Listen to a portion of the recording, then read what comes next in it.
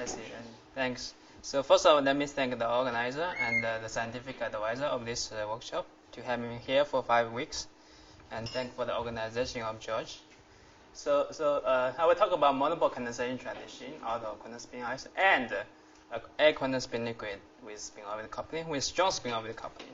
So first of all, for our university reason, I would like to advertise something.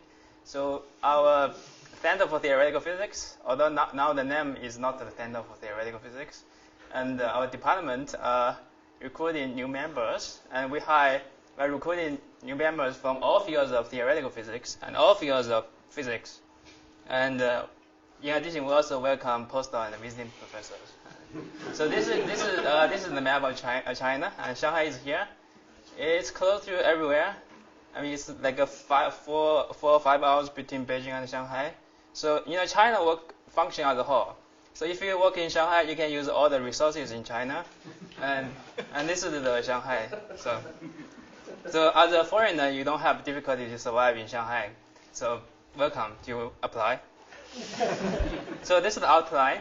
So in the first talk, so this talk composed of 2 parts. So in the first part, I will talk about monopole condensation transition out of quantum spin ice, and I want to propose this press theorem subsystem of this particular material might be a quantum spin ice, and this work is I'm writing this work and will be available soon. In the second part, if I have time, so I will discuss about this new quantum spin liquid candidate, the rare earth triangle lattice quantum spin liquid in this ytterbium magnesium gallium arsenide. So to my best of knowledge, so this is the first strong spin orbit coupled quantum spin liquid with odd number electron per unit cell and effective spin 1/2 local moments. And this work has been accepted by PIL. So because I worry I don't have enough time to talk about this part in great detail, so I want to say a few things first.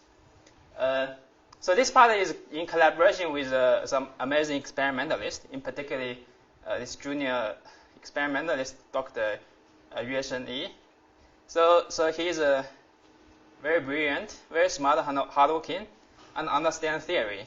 So he has materials background and can grow material with high quality. So he's looking for postdoc positions, and he is very interested in neutron scattering. So if you have some information, please let us know. Do you have another laser? Maybe this one is very, very bright. Oh, sorry. Maybe this one. Yeah. Okay. Thanks. Yeah.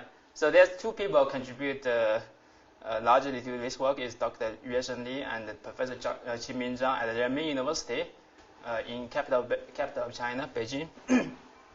So this is the rare earth triangle lattice quantum spin liquid, and this is ytterbium from a triangle lattice, and this is a layered compound. The interlayer distance is much larger than intralayer distance, so it's a well-defined 2-dimensional system. And so in condensed matter, we have this well-known famous theorem called the Lipschitz matter theorem in 1 dimension. So it deals with spin 1/2. It deals with motor inside with odd number electron per unit cell in 1D, and it claims it should be gapless. So there is a 2-dimensional, high-dimensional generalization by Hastings Oshikawa. So Oshikawa provides argument, and Hastings did a more precise proof. And they claim so for motor inside with odd number electron per unit cell, as long as if there is no spontaneous symmetry breaking, the ground state must be exotic, can either be topological or gapless. So this is this theorem implies a motor inside with odd number electron per unit cell may be a quantum spin liquid, can be a quantum spin liquid. So this is a very powerful theorem. So that means if you look at some particular system, you just count the number of electron per unit cell, and then look at whether there is symmetry breaking or not. Then you can say the system is exotic. So, but this theorem has some kind of has some kind of assumption. This assumption kills its applicability to real physical system. So this assumption is of this proof is that require global U1 symmetry. The total SD is conserved, for instance, for spin system. So we know as in realistic physical system, we have spin-orbit coupling. Because the title of this workshop, spin-orbit matters, so we don't have global U1 symmetry in any physical system. There is always some kind of U1 symmetry breaking there due to spin-orbit coupling.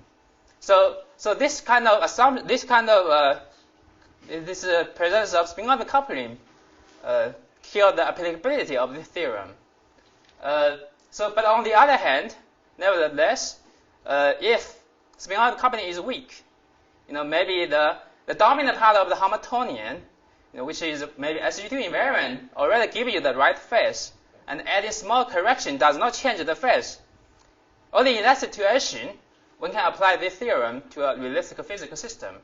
But we know for heavy atoms, for heavy elements, for instance, ytterbium with F electron, maybe even iridium has D electron. These elements are very heavy. They have very strong spin-orbit coupling. And spin-orbit coupling would be almost the dominant energy scale. In that case, the assumption, one can never apply this theorem to this kind of physical system because the spin Hamiltonian will never have a U1 symmetry. So recently there is a very important theoretical extension by this group of people. They extend this theorem to spin-orbit coupled insulators. It's a very interesting result. They claim as long as time reversal symmetry is preserved, as long as the system has all number electron point cell, the ground state must be exotic. So that means a spin-orbit coupled model insulator can, in principle, be a spin liquid. So this material would be the first strong spin-orbit coupled quantum spin liquid with all number electron point cell with effective spin 1/2. And in addition, this is the first clear observation of this famous T2, the 2/3 heat capacity. And we understand the microscopic Hamiltonian and the physical reason, physical mechanism for the quantum spin liquid physics. So that's a brief summary of this part. So, yeah. What's the anisotropy? Anisotropy is completely anisotropic. So because of and it's spin, but I mean the spatial anisotropy. Is there any? This is a perfect triangle that is Okay, has all the symmetries of the triangle that is. So that's the summary of the second part.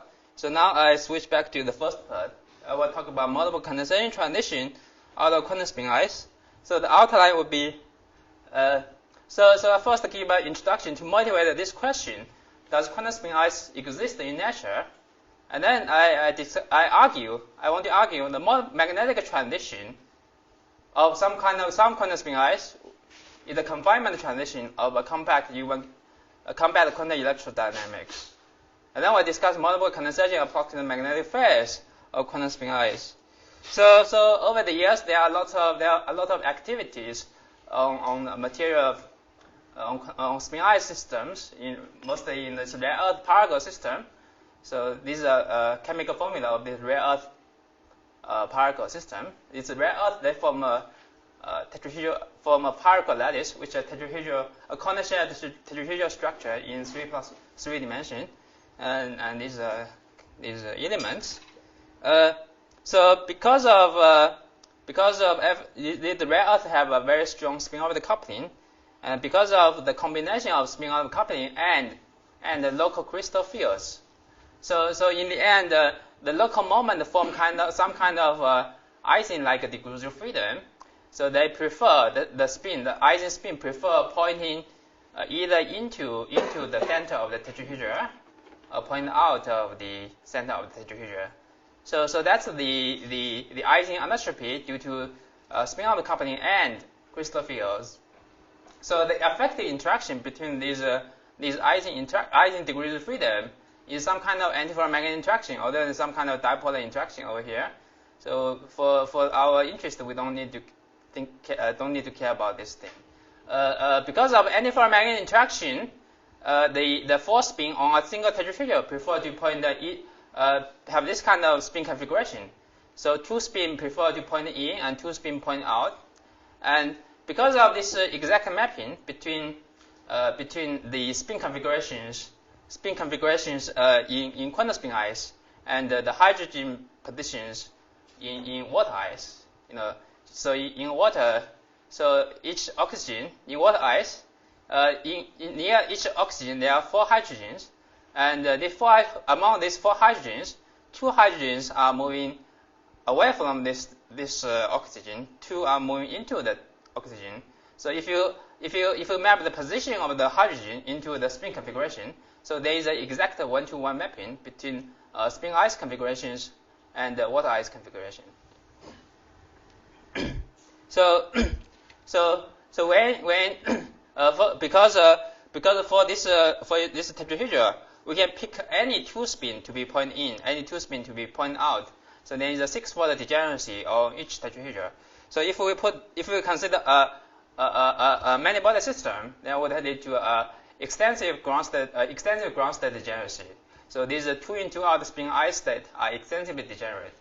So at temperature smaller than the exchange energy scale, the system are thermally fluctuating within the ice manifold, which is extensively degenerate, leading to so-called classical spin ice and the various interesting experimental discoveries, like for instance polyentropy and these pinch points in the neutron scattering. So although classical spin ice is very, very interesting, but it's not a new phase of matter. It's a crossover regime, and it's smoothly connected to the high temperature paramagnetic phase.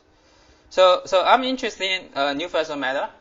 So quantum spin ice, which is the focus of this talk, is a new phase of matter.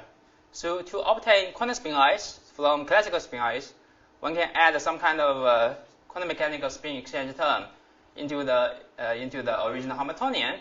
So adding this kind of spin flip terms will create quantum dynamics. Will allow the system to quantum mechanically tunnel from one spin ice configuration to the other spin ice configuration. So this is the one example. So look at this hexagon, and so 2 spin pointing in, 2 spin pointing out, the red one pointing out, the blue one pointing in. So on this hexagon, in the center for this hexagon, in the center, if we apply this spin flip term 3 times, we can flip all these 6 spin along the loop along the parameters of this hexagon, like this way. So both this state and this state are in the spin ice configuration because every tetrahedra has a 2-in-2-out spin configuration. So this is the quantum mechanical terms. They will allow the system to delocalize within the spin ice manifold, and in the end create some kind of liquid state called quantum spin ice. So pretty much one can add any kind of quantum mechanical terms into the Hamiltonian to create a quantum tunneling event, as long as these terms you add are not large enough to induce magnetic order. The ground state is a quantum spin ice. So there is some kind of robustness over there. So I should emphasize quantum spin ice is not a Landau symmetry breaking phase. So to illustrate this point, let me just explain this energy spectrum, this simple energy spectrum of quantum spin ice. So in quantum spin ice, there are mainly 3 types of elementary excitations. So there are spin-ons. Some people call them magnetic monopole, but because I want to talk about magnetic monopole, so if I say this magnetic monopole, I don't know what to say about this. So I reserve magnetic monopole for something else. So what is spin-on? So if we start this from this kind of a spin ice configuration, it's 2-in-2-out. Remember, the spin are strongly fluctuating because of its quantum mechanical tunneling event. So this is a snapshot of one spin ice configuration. Now imagine I create a spin flip. I flip this spin from in to out.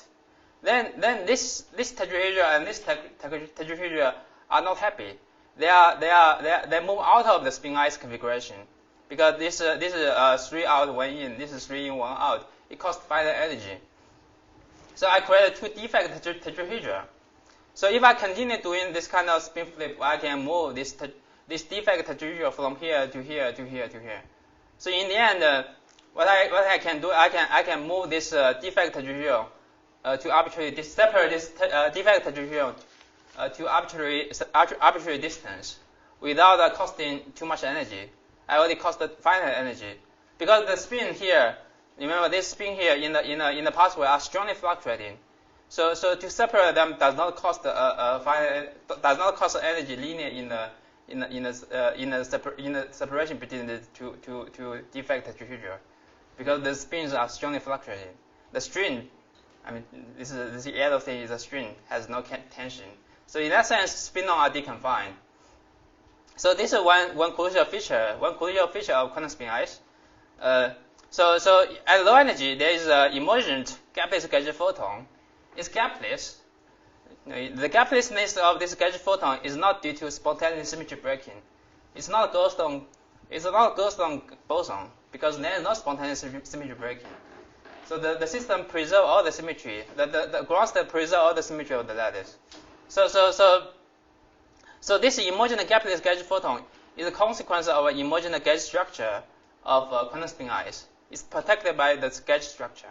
Can you explain once again what's different between magnetic monopoles and spin-ons? Because the picture you described on the right, that's actually you create monopole, anti-monopole, and then you move them apart. There is a string, and string doesn't cost you anything, even classical, without any quantum rotation. So what's actually a spin-on in that picture? This is spin-on. This is a magnetic excitation. So you create a spin flip. You create a two. That's what we call magnetic monopole. Yeah. That's what people call magnetic monopole. That's monopole and anti-monopole. So what's the spin-on? This is spin-on and it's spin-on. So okay. Are these the same or are these different? And let me say this way. Your monopole and your spin-on, are these the same objects or are different objects? Different objects in this plot. They are different objects. So because so which is which? What you draw is classical picture of monopoles or classical spin ice. That's what all the pictures. What on the right is classical picture of classical monopole, anti-monopole, and the confinement and so on. So what is spin ice in the picture? So he's using a different notation, okay, which was actually before people started talking about magnetic monopoles and spin ice. They called these things spin-ons. Okay. Earlier.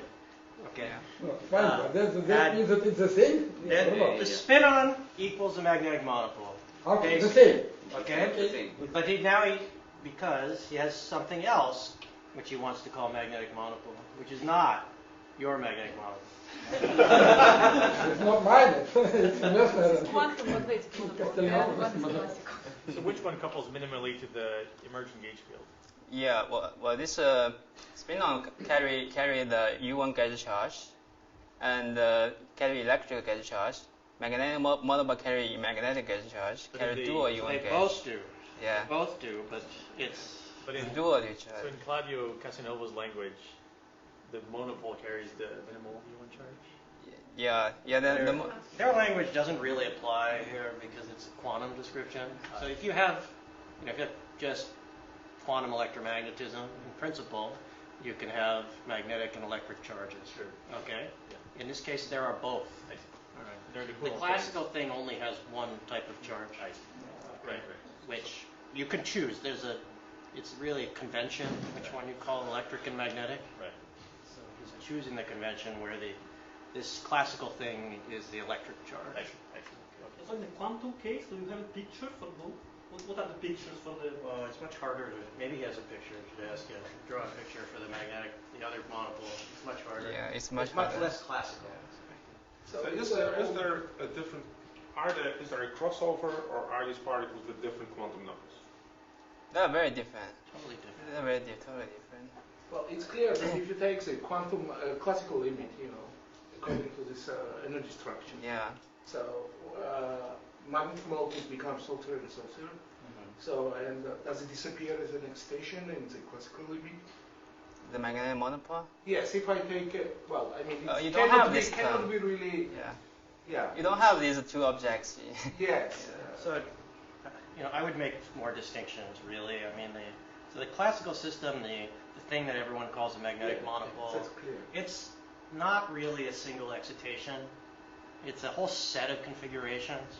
It's a highly degenerate thing. If you tell me where a monopole is, there are tons of spin configurations consistent with that. So there's no one particle associated with that. In the quantum system, there really is one particle. It's different. And consequently, in the quantum case, you've removed that degeneracy, and that this superposition somehow is what allows you to create this other type of excitation. So I can identify one-to-one for a quantum monopole, quantum case magnetic monopole. If I draw the location of magnetic monopoles, I can identify one-to-one the underlying spin excitation. There's one state. Could you write it down? Maybe, kind of complicated. But it's one state. It's one state. Yeah, if you don't understand this, maybe if you understand the KITP toric code, maybe this will be E particle, this will be M particle. But that's why I'm asking. There are different quantum numbers.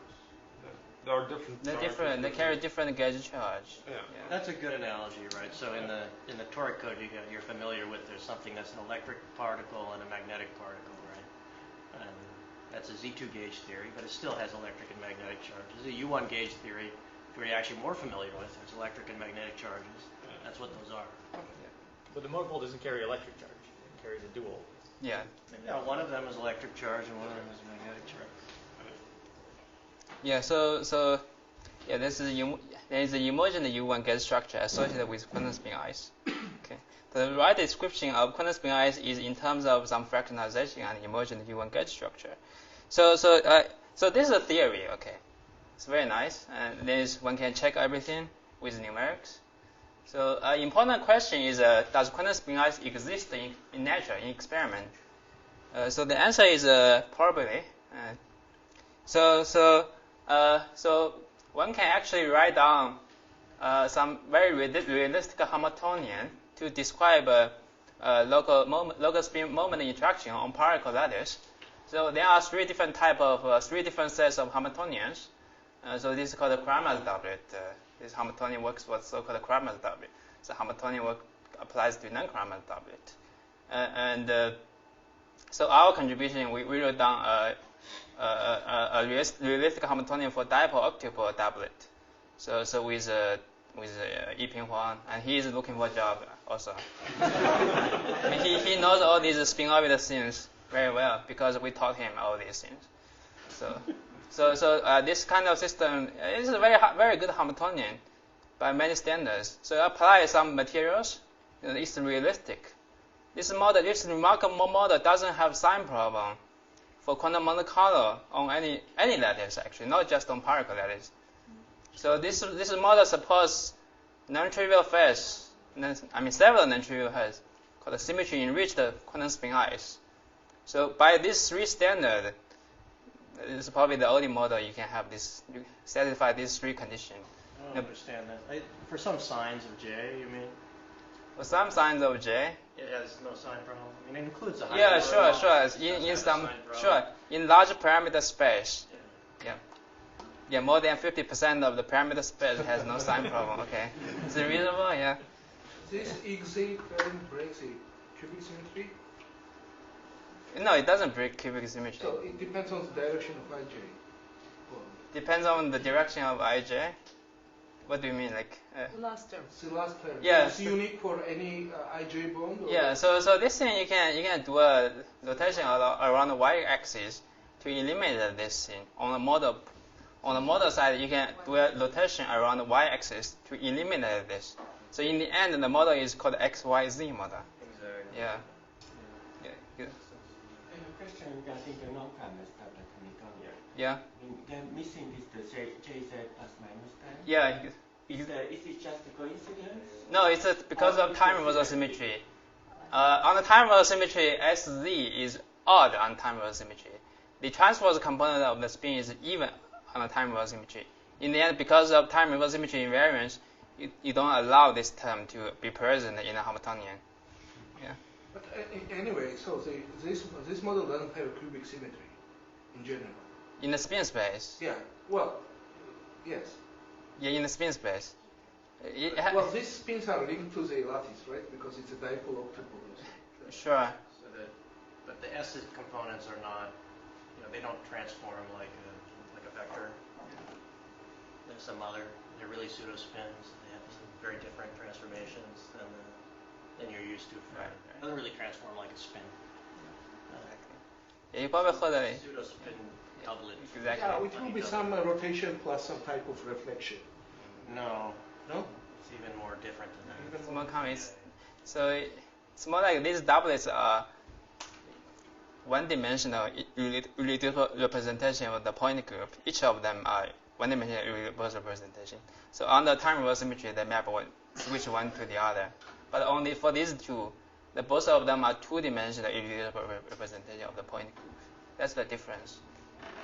And this particular, I mean, you probably heard about this, several talks about this particular compound. And this model is relevant for this compound. I think Leon and his talk about this thing. This interesting material. Yeah. Ask a question. So if all these free models support these three types of excitations, Yeah. which you draw, so Yeah. all of them has this. Yeah, it's a universal physics. I mean, you should say, I guess, the second model is just the first model with one coupling set to zero. Really different model. Set by this some excitations. Yeah. Yes. Yeah. So this is a realistic model, and because this realistic model, we can study them numerically or theoretically, and we know these models support the quantum spinized phase. So we have confidence these quantum spinized can be relevant for realistic physical systems. So the more important question: can we detect them experimentally, and where to find them? Okay. So I was inspired by this particle iridase, and Leon did many pioneering work on this rare earth iridase. It's often very hard to find anything interesting in a problem where Leon did some work. So, yeah, it took me a while to find something interesting there by my standard. Okay, so that's the particle lattice structure. Both the rare earth and iridium form a particle lattice. So this is some kind of transition temperature versus the ion radius, some kind of diagram. And among these rare earth particles, only one of them is metallic. So the rest of them all have the metal inside transition, but this one remains metallic down to very low temperature. So that's some puzzling, but I'm not interested in the transport property of this material. So I mean, look at this very old experiment, like almost 10 years ago. So they look at some kind of this sample. They remain disorder. You don't see any kind of magnetic order down to maybe 0.1 Kelvin, but at a very low temperature there is a freezing transition due to disorder. That's probably not intrinsic. So more recently is a quadratic band touching thing of the conduction electron. So iridium carries 5d electron. It also has strong spin-orbit coupling, but it's conducting. It's iternating the electron. So this has a band structure. So this band structure can be measured by Albers, and the people observe this quadratic band touching. And also Leon did a lot of work on this slight interaction effect of the quadratic band touching effect. So I'm interested in the local moment instead of the quadratic band touching of the iridium ion. So that's the two experiment. There is also some metamagnetic transition if you apply field along one direction. This is really for experts. So this is one direction. Apply field along if you only apply field along one direction, there is the metamagnetic transition. This is actually a strong indication that the local moment is strongly fluctuating within the ice manifold. Because if you apply field, if the system is in the 2-in-2 out, all-in-out configuration, you would have metamagnetic transition if you apply field along any direction. But these experiments on different samples are different. So this is all the experiments on some samples that didn't find any magnetic order except the spin freezing at a very, very low temperature. But some other experiment, they actually find on some other samples, they find the magnetic order of the local moments. So the experiments are somewhat sample dependent. It's kind of a curious question. For this band touching, which two bands are touching? Which two bands are touching? It's a conduction band and a valence band. With the conduction band? Yes, the gamma phi. That's the formula. Yeah, this formula. Yeah. Uppers can only see the things below the Fermi level. They don't see. They were supposed to be on. Yeah. Do they know how it's like a direct touching or it's like an energy touching or actually, momentum space and energy space both touch? Yeah, in gamma point they touch. Yeah, the touch at the gamma point. Yeah. So, I'm also inspired by this material. I won't say too much about this. Leon have different opinion on it. So the band touching is all in, all out, isn't it? Or what's the underlying magnetic structure in the calculation, at least? This one is independent from the magnetic band structure. Okay. So this is just the conducting electron tight binding model. You can see this quadratic band touching. Yeah. For iridium thing. But that, to get the wild metal, you need then time reversal emission reversal breaking. okay. Yeah. So I mean, this thing is some parent state of various topological states. If you break time reversal, you get a Y nodes. If you do some strain, you get topology inside. The dots are experiment. Yeah. Sorry. The dots are experiment. Yeah. Yes, it's experiment. Yeah. In the paramagnetic. Yes. Yeah. So some materials are older, some materials are not. Some samples are older, some samples are not older. I think what really happens is because different samples have different oxygen content or iridium content. So you change with different oxygen content or iridium content, you shift the chemical potential up and down. In the end, you change the induced RK-KY interaction between the local moments. The RK-KY interaction mediated by the conduction electron. Because if you shift the chemical potential up and down, you change the effective interaction induced by this conduction electron. So that means the effective interaction are different for different samples. In the end, some sample can order, some sample remain disorder. What is the best model to understand? You have 18 electrons, they are localized moments. Yeah. And one can write down some realistic model to do it. But I want to emphasize, if one look at too microscopically, one may lose big picture. So I want to think something differently. So I'm also inspired by this material. So this material also has sample dependent. Some material has forced order magnetic transition, and ultimately the system developed magnetic order. This is Leon's paper. They say, although one neutron scattering supports ferromagnetic ordering in this material, intriguingly, the majority of neutron scattering measurements have reported a lack of magnetic order, the absence of spinwave at low field in this material. So there is certainly very different experiments for different samples. So I want to summarize this experiment from a theoretical physicist point of view. So apparently some sample from some kind of featureless disorder state, although we don't really know the nature of this disorder state, and some sample from some kind of magnetic order, and then some tuning parameter which we don't really know what the tuning parameter for different samples. It might be chemical pressure, it might be oxygen content. So that means actually the system will be close to some kind of phase transition from a featureless disorder state to a featureful magnetic order state. Okay, so that's the summary. So the question is, what's the structure of this magnetic order, and what's the relationship between this featureless disorder state and this magnetic order state? And more importantly, what's the nature of this featureless disorder state? Is this quantum spin ice? That's the question. These are the questions I want to answer. So one can get some insight from high TC semiconductors. So as a grad student of Santa Barbara, you can learn. Before my grad school, many senior people in this place did many works in this high TC thing. So I don't know much about this. So one important question in high TC, some people think, is to understand the relationship between different phases and different phases, different orders. So there are different perspectives. Some people think maybe one can start doing some perturbative treatment, start from the not very interesting Fermi liquid side, that doing the conventional treatment you get the instability of the Fermi liquid and obtain superconductors. We can also attack from top, because some non-Fermi liquids are very interesting. Maybe if we understand non-Fermi liquids, we understand the instability of it, we understand structure, how to obtain semiconductor from a stranger metal non-Fermi liquid. We can attack from left and attack from right, because at the time people are very curious about the nature of zero gap state, whether it's a Z2 topological order. Some Santa Barbara people they're doing this. So if you maybe zero gap is a zero topological order. I mean, one can start from zero topological order doing some condensed charge ones. You can obtain superconductor.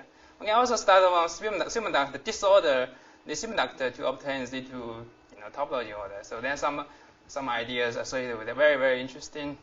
We also attack from bottom. There may be some quantum criticality over here. I don't understand a set of experiment features from that point of view. So what I'm going to do is I'm going to attack from left. There's some similarity between this part of phase diagram with this part of phase diagram. If you see the similarity. Superconductor is ordered phase. Zero gap might be disordered state. There's some similarity over here. So that's the idea. So attack from left. So I want to because this state is a featureless disordered state. We don't really know its nature of this disordered state because it might be quantum spin ice. But a direct measurement of quantum spin ice is very hard because these are F electrons. The F electrons are very localized. The energy scale are very small. The exchange energy scale are very small. This particle area might have a higher energy scale than this pure insulating, particle spin ice materials because conductive electron can enhance the energy scale of the local moment interaction. But in general, to direct probe this emergent gauge structure, emergent gauge photon and deconfined spin-ons are very hard because of this low energy scale.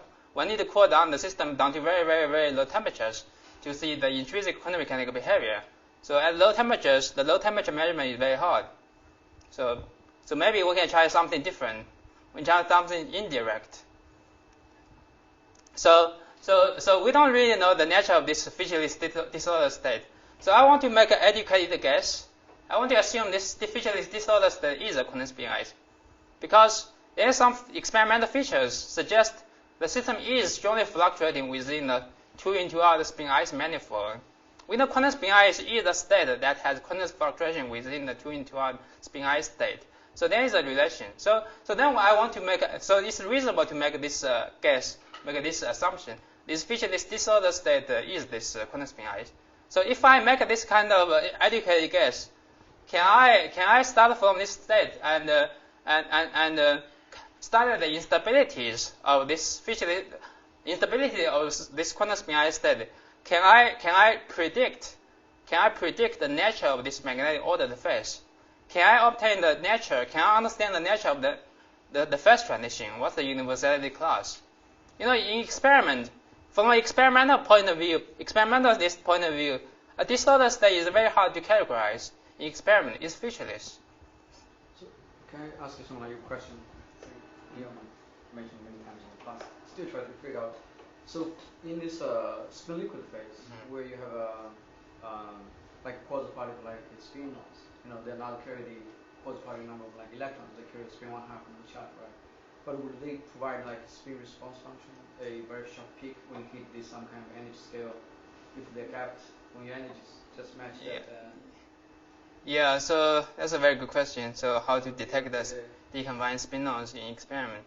Yeah. More generally, when you just shoot the neutrons to measure inelastic neutron structure, yeah, you can see some broad continuum because of fractionalization. But, it's not that. So if you check the spin correlation function, can you see a resonance peak like feature when your energy matches the gap of the spin-on? It's like you hit the bottom of the dispersion of the spin. Yeah, the minimum of that, you will see some onset of this intensity. For certain kind of correlation function, you will see onset at some critical energy scale. You could see some onset of some continuum. This doesn't really carry too much information from this, except the energy gap. You close the bottom, which is flat, right? You have a density degeneracy. Yeah. These are you can see gapless gauge photons. If you measure, for instance, SD correlation function, you will see some kind of delta function peak. That's a very good question. How to detect this fractional emergent degrees of freedom? in experiment. Yeah. So so let me return to this. So from an experimentalist point of view, a disordered state is very hard to categorize because it's featureless. So what is featureful in experiment? Ordered state is featureful because you can do local measurement. For instance, magnetic order, you can do local magnetic measurement to see the magnetic order. So that's experimentalist like this, right? So in addition, we are interested. This disordered state is a very interesting new phase of matter. So we theorists like new phase of matter. And new phase of matter is certainly more important than phase transition. Phase transition is fragile, it's a fine-tuned thing, but phase transition is more visible in experiment, much more visible than this featureless disordered state, because at the phase transition, certain physical quantity they just diverge, some sensibility just diverge. It's very visible in experiment, very sharp. So the idea is that one can use the proximate magnetic order and the proximate magnetic phase transition to indirectly probe this featureless disordered state. If I can correctly predict the nature of the phase transition, the nature of the right structure of the magnetic order, one can infer the left-hand side would be a quantum spin-ized phase. So then build up on this confidence. So one can invest the money and the time to look at this part carefully and spend more effort to check whether it is really a quantum spin-ized phase. So that's the general idea, and I have formulated this experimental formula, new theoretical problem from the experimental phenomena. So, is there any questions before I go on to the abstract theoretical framework? Any questions? Okay. So the theoretical framework is in terms of compact quantum electrodynamics and electromagnetic duality. So I will just mention. I don't want to get too detailed about this lattice gauge theory framework. So I just using the language a little bit. So in this U1 lattice gauge theory framework, so the Ising part of the Hamiltonian is mapped to a emergent electrical field variable, and this spin flip operator mapped to a vector gauge potential. These variables are defined on the link of the dual diagonal on the diagonal lattice. So basically, if you connect the center of the tetrahedra, the center of the tetrahedra form a diagonal lattice. So this spin flip 6 spin flip turn is a ring exchange. So this can be mapped into some kind of lattice gauge theory defined on the diagonal lattice formed by the center of the tetrahedra. So this is electrical field term, this is magnetic field term. So E squared term and B squared term, if you expand it, core A is a magnetic field. Okay. So this kind of lattice gauge Hamiltonian captures the universal property of quantum spin-ized. So I want to capture the universal property. I don't care about these microscopic details. So in a ordered state, so SZ, SZ is non-zero. This conjugate variable, this S plus is conjugate to SZ, is strongly fluctuating. So in the gauge theory language, SZ is the E field, the magnetic field, pick up some static value, and the B field, which is conjugated to the E field, the magnetic field, is strongly fluctuating. So that means the magnetic monopole that carries the magnetic charge, a dual U1 gauge charge, is condensed, which confines the electric charge carrier or spin-on.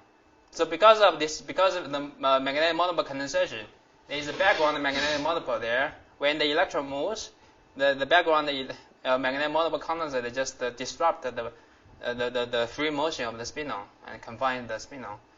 Some simple. So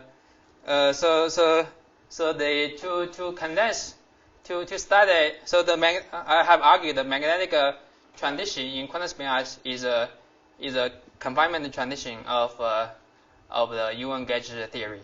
So to describe the confinement transition, one should do some tricky thing. Because the monopole, these are topology defects of the U1 gauge theory. it lives on a dual diamond lattice. So this is the solid thing is the diamond lattice. The dashed thing is the dual diamond lattice, carry magnetic edge charge.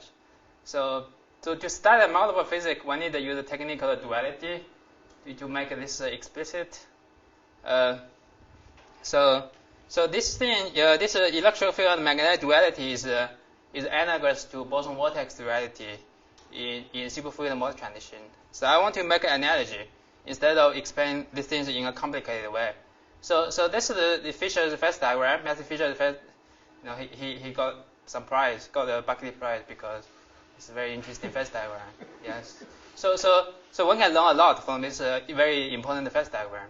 So we have this, when this, I guess everyone knows this model, right? We have hopping on a lattice T and the half the U interaction between the bosons. Then the chemical potential, there's half the U interaction. So when hopping is small, when interaction is large, the system form a model insider with integer particle per site, integer boson per site. When interaction is small, the system form a superfluid.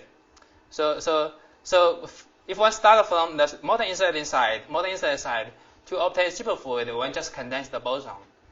One can do reverse things. If one starts from superfluid phase to obtain model insider, one can just condense the vortices, condense the water which are topology defect of the first variable. So these two languages, two descriptions are equivalent for integer fittings. These two approaches or two descriptions are equivalent. But if the filling, if the boson filling is fractional, it's not if it is not integer, if it is fractional. So if we start from the superfluid phase, superfluid is just one phase. There is no distinction between different superfluid phase. It's just one phase. So if one starts from superfluid phase, ask the question: what's the proximate model inserting phase? At this filling. So if one start doing this duality, boson vortex duality language, so when the vortices are hopping on a dual lattice, it sees the boson density as a background flux. So because the filling is fractional, the flux is fractional. It's not integer 2 pi flux, so you cannot gauge it away by some kind of gauge transformation. So in the end, you see you get the vortices are moving in a background of fractional flux, and the monopole, the vortices band structure, the vortex band structure will have some kind of minima. The minima will not at the gamma point. We shifted to a finite momenta because of this background gauge flux. So when the vortex gap close, when you try to condense the vortices, so the vortex should condense at a finite momenta. In the end, the proximate model insider break translational symmetry. You get various kind of symmetry breaking model insiders. So this Parquet order, VBS type of state strap order. So basically, the key message is you break translational symmetry because of the background flux or because of the fractional filling. So here is very similar. So because the spin are strongly fluctuating within the 2 in 2 out manifold. So this 2 in 2 out manifold, as I said, SD mapped to electric field. This 2 in 2 out manifold mapped to a background electric field distribution. So in the eyes of a magnetic monopole, it sees the background flux due to this background electric field distribution. In the end, the band structure minima of the monopole shifts from gamma point to a finite momenta. When the gap of the model band structure close, the monopole will condense. It will condense at a finite momenta, and it will break translational symmetry. So that means any kind of proximate magnetic order of quantum spin ice will necessarily break translational symmetry. Sorry, I have a very naive question. For the Haber model, the way in which you have the charge density wave depends on the nearest neighbor interaction in the original microscopic model. So it depends on the detail. Yeah, that's a detail. Yeah, okay. Yeah. Yes, in your case, the Q vector and even having a condensation at finite Q vector will depend on some detail of the interaction. Yes. Here, Yeah, exactly. Yeah. How? Yeah, they will pick up one of them depending on energetics. But this kind of approach is a universal treatment. It just tell me what kind of things can happen. I don't really know for real microscopic Hamiltonian which state is the right ground state. But this kind of because if V is equal to 0, then you don't have it. Yeah, you're talking about some real model. I'm talking about universal thing. Right? So universal thing, there are many possible universal things. If you pick up some particular model, it will look at some particular, result that I have. You understand what I'm saying? So because as I said, any kind of proximate model inside state will break. Yeah, any kind of proximate model inside will break translational symmetry. Will break translational symmetry. So it can be this, can be this, can be this, can be something else. Can be also that one on the left. No, the feeling is different. This is integer feeling. No, but I mean, in principle, in your microscopic model for the material, maybe you don't have such a term, and so you don't have such a crystallization, and you have the trivial. Yeah. If you choose the right feeling, if you choose the integer feeling, you will obtain this. Yeah, if you choose the fractional feeling, you will. If you choose the fractional feeling and V is 0, then you don't obtain that. So I mean, in the real microscopic model, depends. Are you asking why you have to have any ordering at all at a half? Maybe. Is that what you're asking? I mean, so that if you take a Hubbard model like this, boson Hubbard model, that 1/2 point is very unstable. It's unstable, but you can have many different instabilities. Yeah, but it will not stay a featureless state when you take hopping to 0, unless you fine-tune all the interaction parameters. That's a very fine-tuned point. Some ungeneric. The instability can be in many different ways. Of course, yeah. These are 4 of the ways it could be. There could be even other ways. So in your model, you cannot really say if you have one order or another. Yeah, just come generic argument. We just. This is universal in the sense that. It breaks translational symmetry in a way. Yeah. In some way. Yeah, in some way. It must break translational symmetry. I mean, this model inside with interfering preserve translational symmetry, right? Because one particle. I mean, the question somewhat that Tim wants to ask, there's some subtlety I don't want to get into. But is you ask, what mod insulating phases are proximate to a superfluid phase in the sense that they can be connected by a continuous or almost continuous phase transition? Okay, and of course, depending on the model, I could get other phases, but maybe those phases cannot be connected by a continuous transition to the superfluid phase. So that's some restriction. That's the theoretical restriction you put on. Since you mentioned the transition symmetry breaking here is very important. So if I consider like some flux, like 1/2 flux, then if I enlarge my unit cell, then the transition symmetry will restore it. Then how can I understand your necessary condition? No, yeah. So yeah, if you do this naive, it's choose of a gauge. Select this gauge, you'll find the band structure. Well, the model, this what is hopping. If in a superfluid phase, it does not break translational symmetry. It's gapped. Once you condense it, you pick up a particular minima of the band structure, and you condense it. The physical observables, which is the boson density, will have some modulation, and this modulation breaks translational symmetry.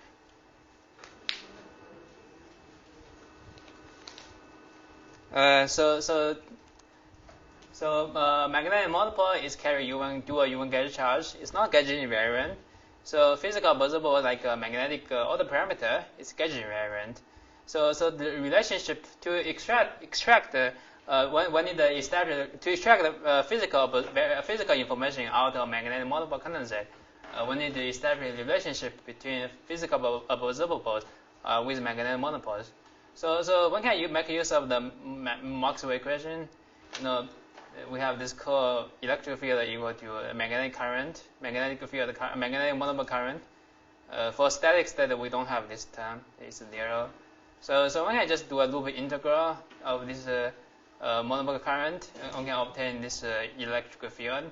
As I said, electrical is the SD operator. So by this means, one can obtain physical information from the magnetic monopole condensate. So this kind of treatment is called obtain proximate state out of quantum spin ice. It turns out the simplest proximate state is this Q equal to 2 pi 001 uniform order.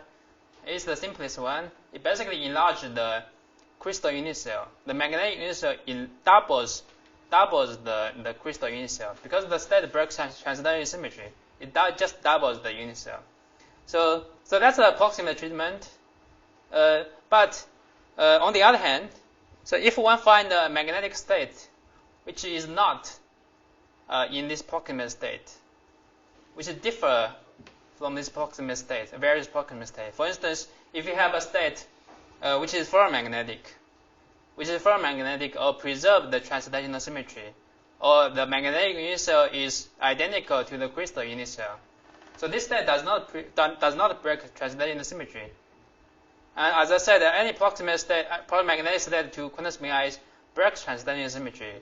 So that means this state is not proximate to quantum spin ice. So experimentally, if one finds this kind of state bordering a featureless distorted state, and if this featureless distorted is quantum spin ice, the first transition must be strongly first order. It cannot be connected. It's a very strong statement. So that's some kind of simple physical picture to understand this proximate state and unproximate state. So suppose the ground state is the quantum spin ice in the beginning. This is some state which is not proximate to quantum spin ice. Somehow, if you change some parameter, the energy of this one becomes lower. Eventually, this energy becomes lower than quantum spin ice. So then is a strong first order transition from here to here. So there's some simple naive argument explanation. This is a kind of, in some sense, non-universal statement. Depends how you define which one model. So it's a quantum spin liquid itself. So there are quantum spin liquids from where you go to the Q equals 0 state, and it's a second order phase transition. But you go finite to state, and it's a first order phase transition. I think it's the reverse. If you go from quantum spin ice to a Q equal to 0 state, the transition, if there is a direct transition is the first order. If you go from quantum spin ice to a... Oh, yes, sorry. I was thinking about the quantum spin liquid. So in quantum spin liquid, depends on the quantum spin liquid. But so here, this statement is universal in the sense that, since all the translational symmetry broken states are proximity states. Yeah, some of them, yes. Some of them. Yeah. But not all transcendental symmetry breaking magnetic order are proximate. There's certain sets of them. It's definitely a model-dependent statement, but Gong, I'm not sure that. I think you mean more particularly proximate by confinement transition or monopole condensation. Yeah, not the one you talk about. You can have Higgs. Yeah, sure. Not the one. So I actually, you're right. I actually make a remark over here, which I didn't say. For non-Karamas doublet, the magnetic transition out of quantum must be a confinement transition. I exclude this Karamas doublet. Utopian is Karamas, the Preston is a non-Karamas doublet. So for non-Karamas doublet, the magnetic transition out of quantum spin ice must be confinement transition, because SZ is time reversal. It must be page series based. Yeah. So one can work out. I'm running out of time, but I just want to say one thing, because I want to steal the term from Steve Kelson, the subsidiary order he invented for charge density wave for cuprates. So here, the magnetic order SZ is not a primarily order parameter. So the magnetic order is driven by the condensation of magnetic monopole, right? So the magnetic order parameter SZ is a composite of monopole operator. It's product of two monopole operators. So the primary order parameter is a magnetic monopole. The magnetic order parameter is a consequence of monopole condensation. It's a subsidiary order. It means it's a weak order. So that means the divergence should be weaker than some power law, some kind of log thing. Yeah. So implication for experiment. In fact, the magnetic order observed in this material and recent experiment, maybe last month, the magnetic order actually obtained the order before knowing the experiment. So this order they found is this 2 pi 001 order is the simplest proximate magnetic state. And Eutobian tendonate, I didn't have different explanation. But anyway, so I will speak this anyway. Speak this thing out anyway. So this thing has a ferromagnetic Q equals 0 magnetic state, and it has a strong first order transition at finite temperature.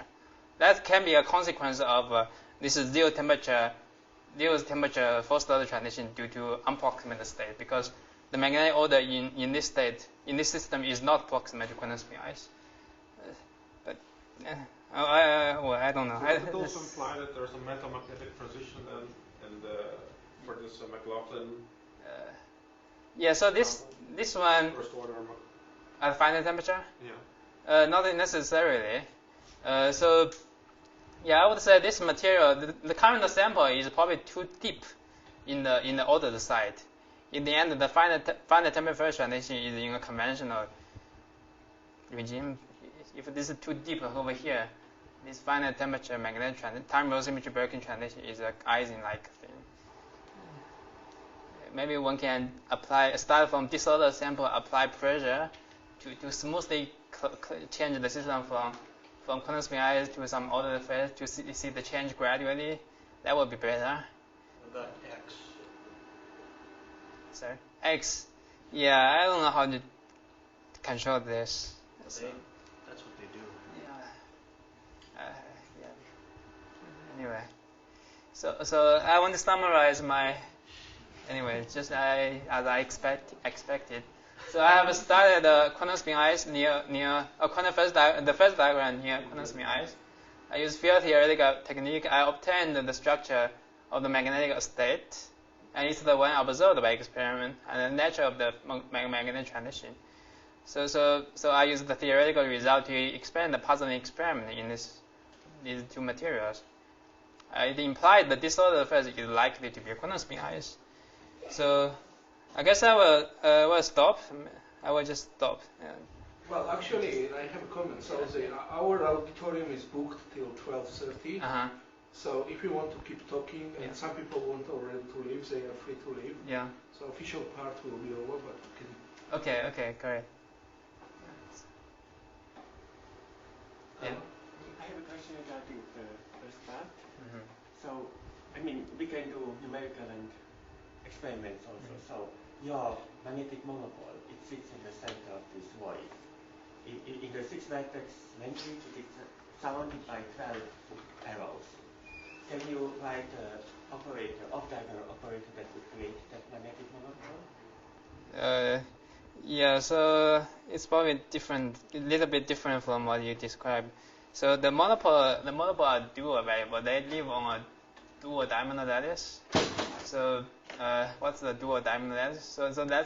So this hexagon is a diagonal lattice hexagon. If you draw a particular a line normal to this hexagon, to the center of the hexagon, and the monopole live on this thing is complicated. I mean, the bipolar lattice is the center of the void.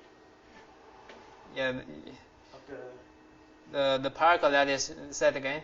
In the bipolar lattice, this is the center of the big void that is in the bipolar. Yeah. Yes. So it is So it is surrounded by 12. 6.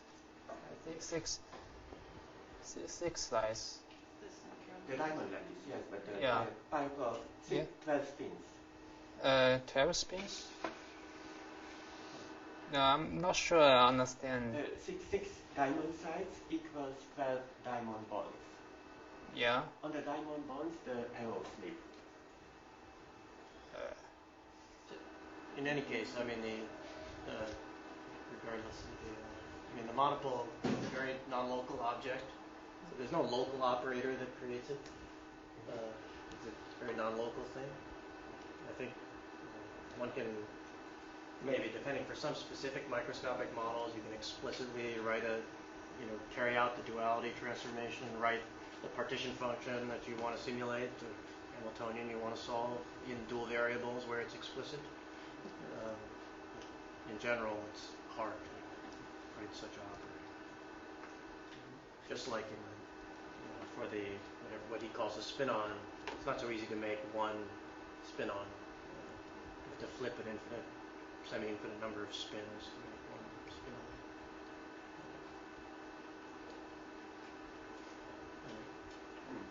Just one frustrated reader. So the critical theory ends up being just the abelian Higgs model. Yeah. 4 dimensions. Yeah. So what's the universality class of that? Yeah. So the critical theory is described by Gapley's monopole coupled to a dual U1 gauge theory. Yeah. So it's a multi-component Kinzigbo-Landau type of theory. So that must be known, right? What's the universality class? Well, this is the universality class. What are the exponents? I mean, it's known. Most likely, it has a weakly first order transition. That's what I was. Like fluctuation, not fluctuating. The gauge field, the coupling to the gauge field makes it first order. So those theories are in their upper critical dimension. Right. So it's one loop RG that you have to do, which depends on all the details of how many components and what interactions you have.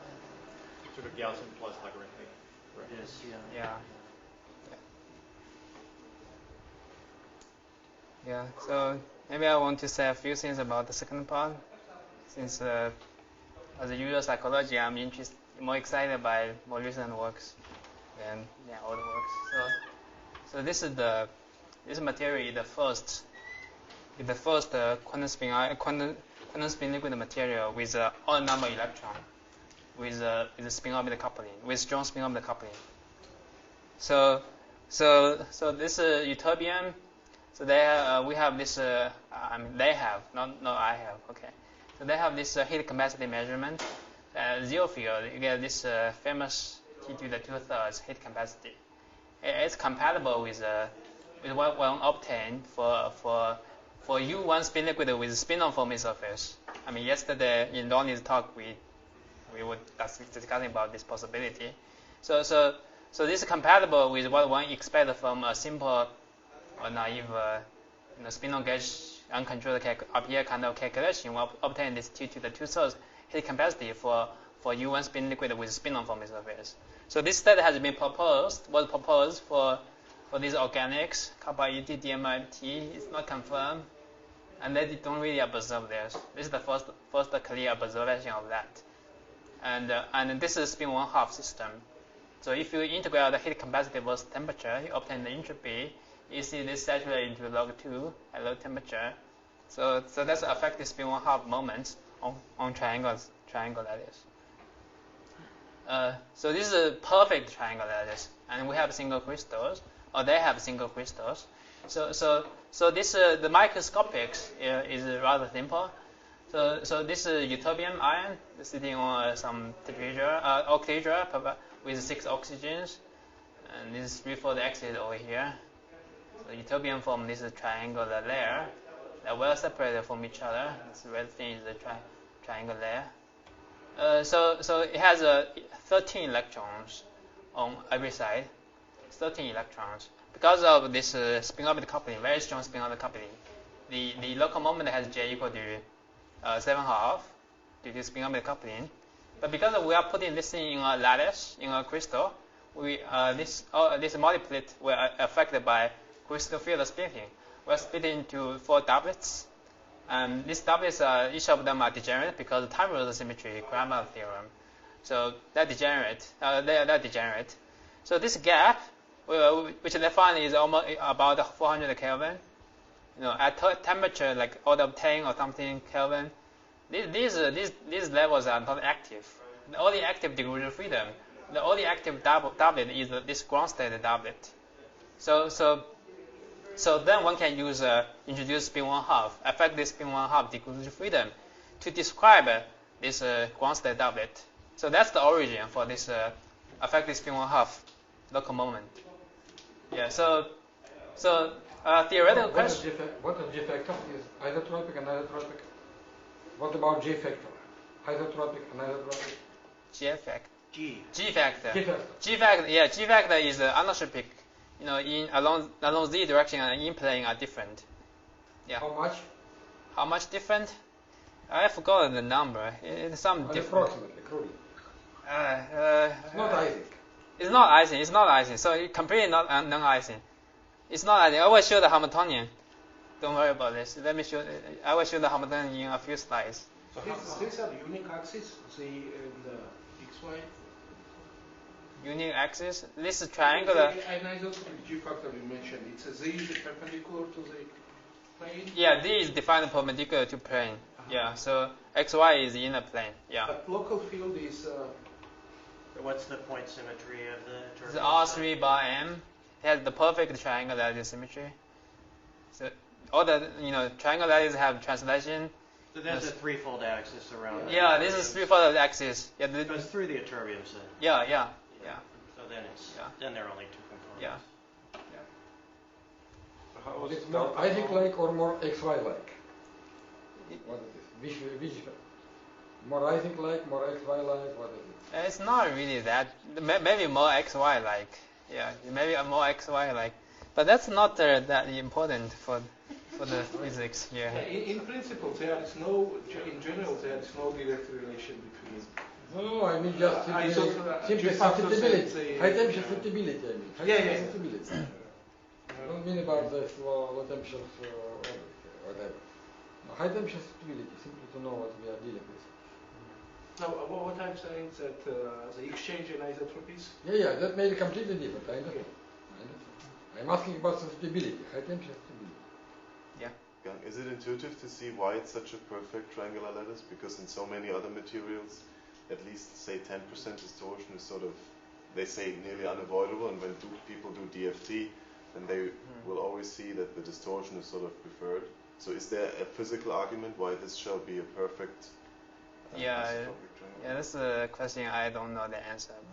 Yeah, simply like it. It's what nature gives us, but I don't know. So this is they found it's perfect.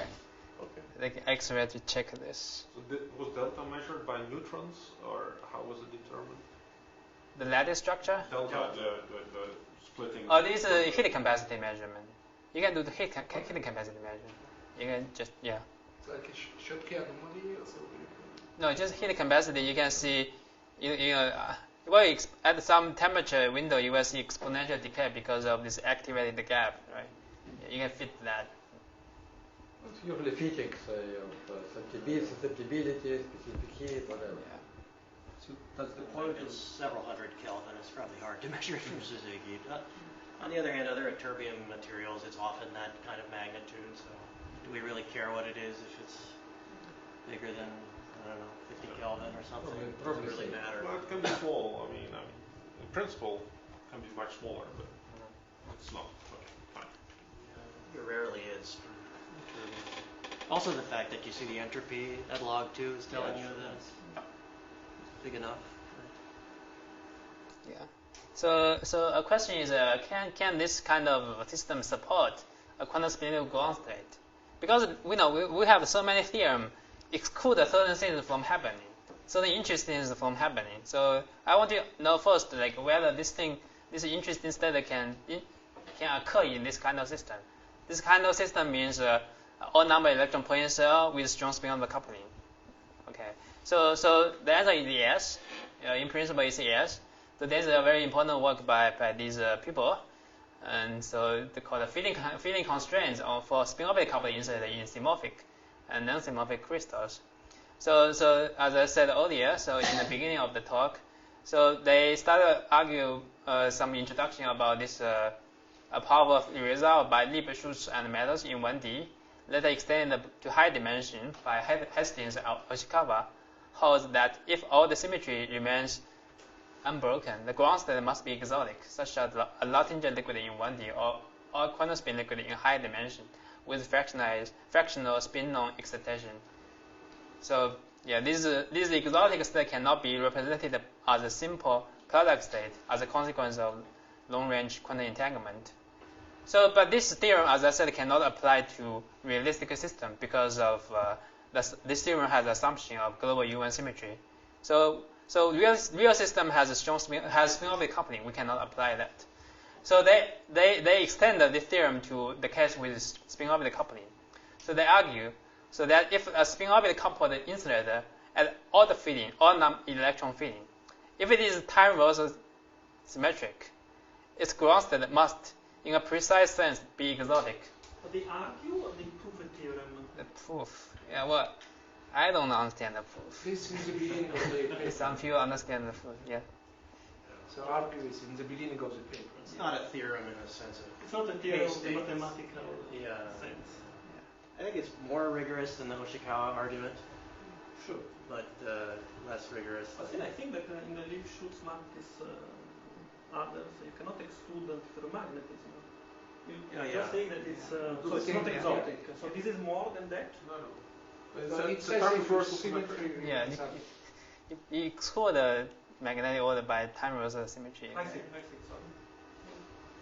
Sorry. It's not a very strong statement somehow. Yeah. So it's more like a conjecture. Well, based on very solid. I mean, I think what they really rule out is that there can be a gapped state not breaking time reversal or enlarging a lattice unit cell with a non-degenerate ground state. That's what's really ruled out. Okay. All kind of gapless states could exist. That's what Lipschutz-Mattis does basically. Is they put an upper bound on the lowest excitation energy, which goes to zero in the thermodynamic limit. This is a little less detailed than that, but still rules out gaps. So it doesn't really say it's fractionized. No.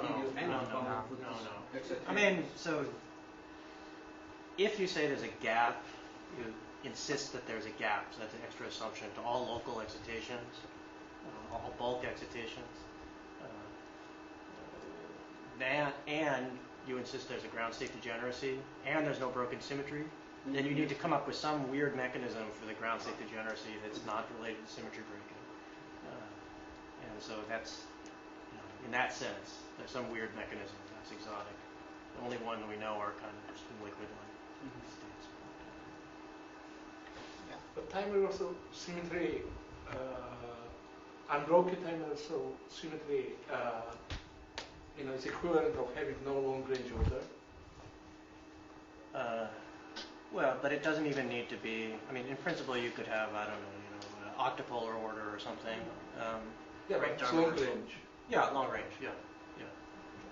So then one can read this statement as if there's no long range order, it's an exotic state. Well, so meaning it's not a trivial state. So the point is, it's that it's not a unique ground state with no fractional excitation. So from the point of view of these guys, just because something doesn't have magnetic order, that's not interesting. Okay, I would agree with them. So you take a dimer system. Yes. Okay. Yeah. Spin dimer system or the dimer ground state. We call this is not exotic. Yeah, but it's odd feeling. Sure. Yeah. Sure. There's no way. It's not so obvious. It's very intuitive statement. It's very intuitive statement. Yeah. It's very intuitive statement. Dimer will be even number of electrons. Indeed. Yeah. Well, depends on the lattice. Non-symmetric crystal. It's not so obvious that you couldn't make, especially with spin-orbit coupling, some combination, that can kind of gap everything out without. Certainly, it's hard to imagine a really local picture Does it? So it's a more physics behind this exotic. It means, as you pointed out, that the ground state is degenerate. To define what exotic means. So exotic is not defined, but what they prove is that the ground state is it's a degenerate and all the excitations are gapped. So they don't prove that. They assume all the excitations are gapped. Okay. It's not simple product. That's another alternative. Okay. George, they are already. Yeah, it's not a simple product state. Yeah, can I continue? Yeah. So, so the question is, what's the nature of this quantum spin liquid? I mean, we have some phenomenological argument based on this famous T to the 2/3, but it's not. It's based on phenomenological argument. Okay. So we want to more like what's the microscopic origin? We want to know that of this quantum spin liquid.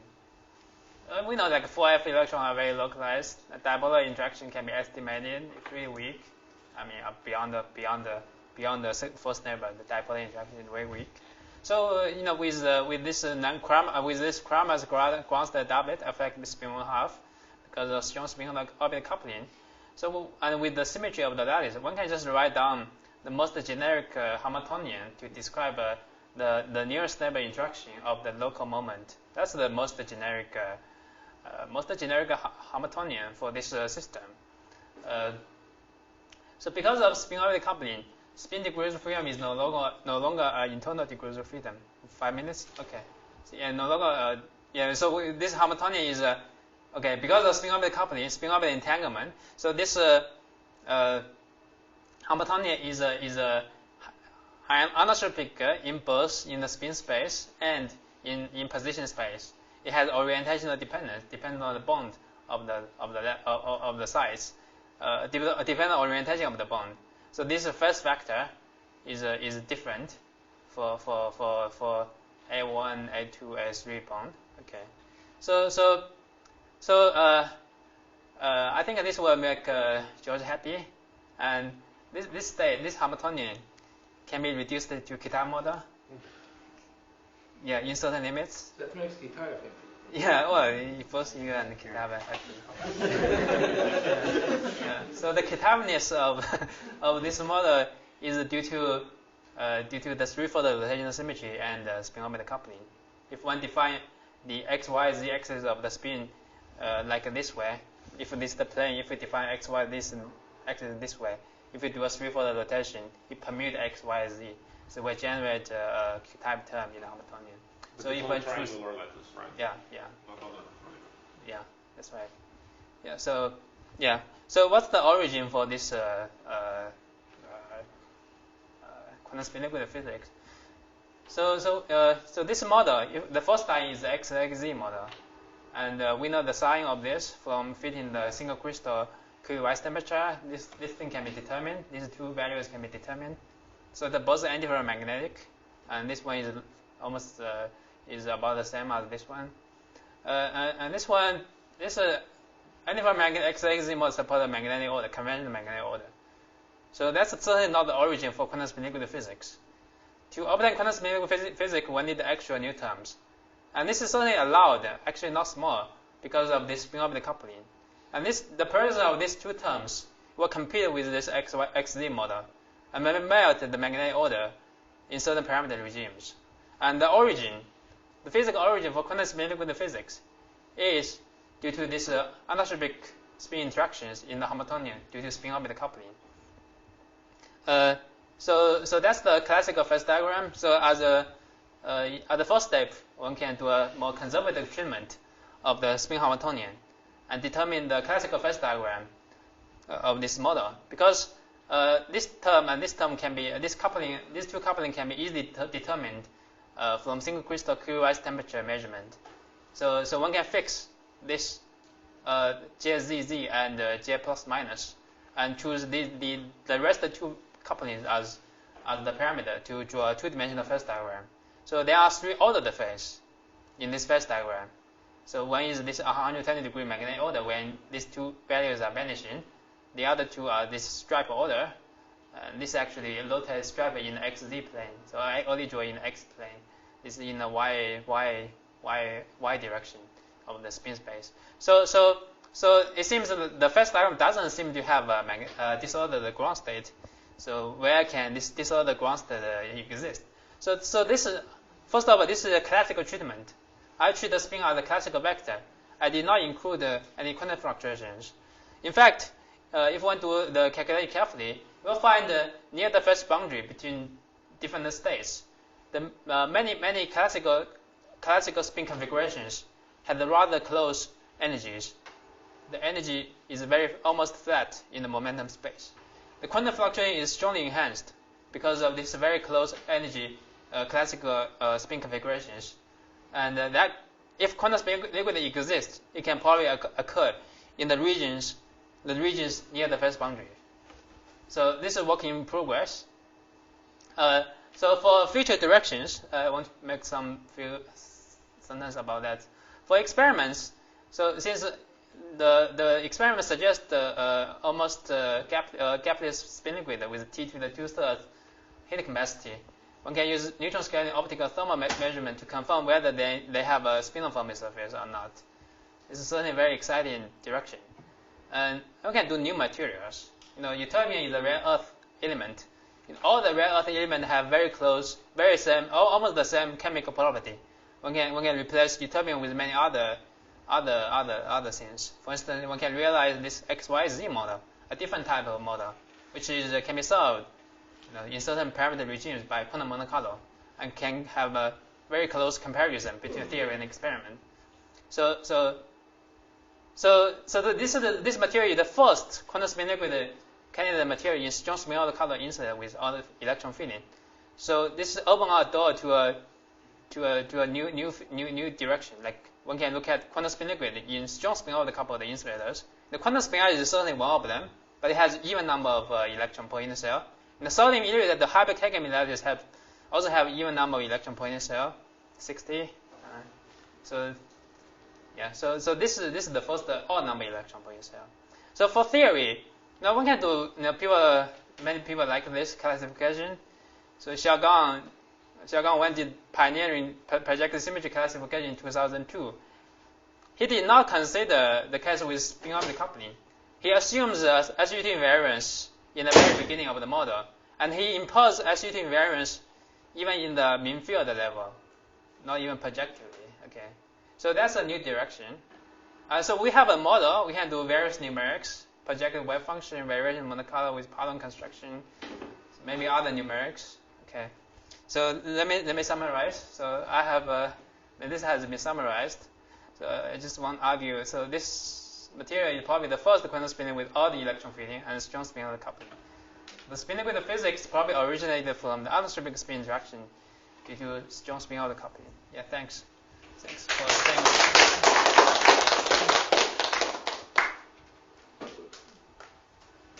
Thank you, Gang. Yeah, thanks. So we had quite intensive interaction and questions. If there are still some questions, we can take one or two. All this is a dipolar, not octopolar. Yeah, dipolar. Yeah, the spin component is a dipolar order parameter. Magnetization is linear with this. Are there any estimates from some ab initio studies on these parameters? No. We have a ESR result, and ESR is measures the spin anisotropic spin interaction. One can fit these parameters with ESR spectrum broadening and this. Yeah. And basically, so the Heisenberg term is basically isotropic. You were saying, right? So the first line. Yeah. J plus minus and Z are basically the same. You said. You mean these two parameters? Yes. This is not Heisenberg. If I put a 1/2, that's Heisenberg. Yeah. That's what I meant. So are they? So the S plus S minus is twice as big about as the SC. Yeah, roughly.